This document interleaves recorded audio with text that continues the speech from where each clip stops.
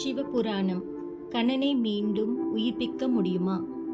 படைப்பவரும் காப்பவருமான பிரம்மாவும் திருமாலும் மற்றும் ஏனைய தேவர்கள் என அனைவரும் ஒன்று கூடி பார்வதி தேவி இருக்கும் இடத்திற்கு சென்றனர். அங்கு பார்வதி தேவியை பலவாறு துதித்து பாடினர்.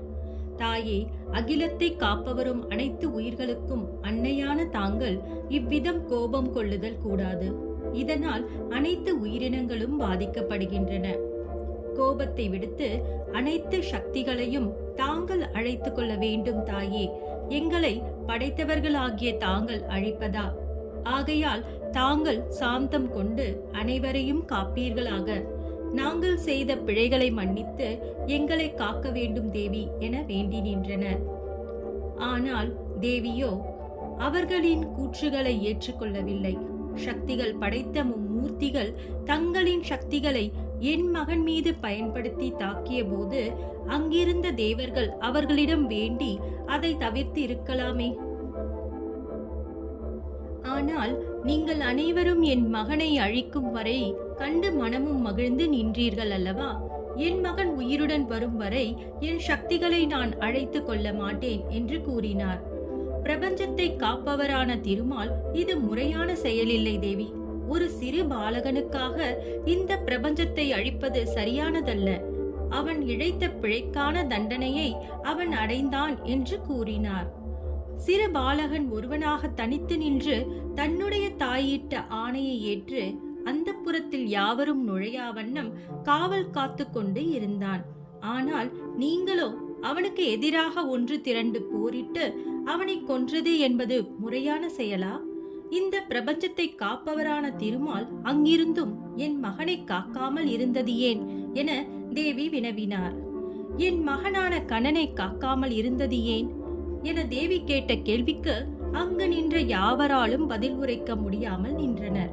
நீங்கள் ஒன்றிணைந்து இழைத்த இப்பிழைக்காக நீங்கள் அனைவரும் பூஜிக்கப்பட வேண்டும்.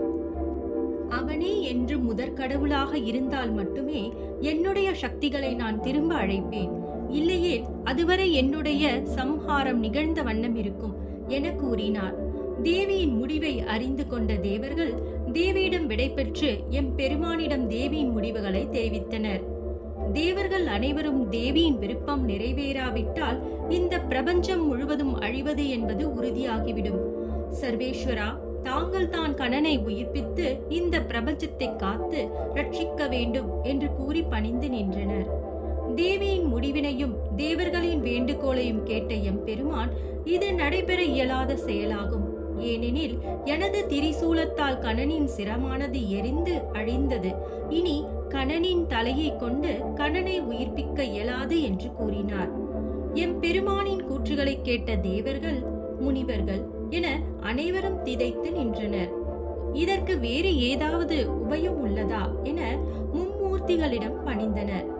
இந்த பிரபஞ்சத்தை காக்கும் திருமாலோ கண்ணனை உயிர்ப்பிக்க ஒரு உபயம் உள்ளது என கூறினார்.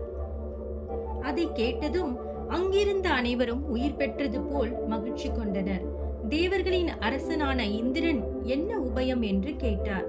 அதற்கு திருமாலோ, கண்ணனின் சிரத்தை நம்மால் மீண்டும் பெற இயலாது. ஆனால் கண்ணனுக்கு வேறு உயிரினத்தின் சிரத்தை கொண்டு அவனை உயிர்ப்பிக்க இயலும் என்று கூறினார். இதை கேட்ட தேவேந்திரன், இக்கணமே நான் வேறு உயிரினத்தின் சிரத்தை கொண்டு வருவதாக கூறினார். ஓம் நம சிவாய.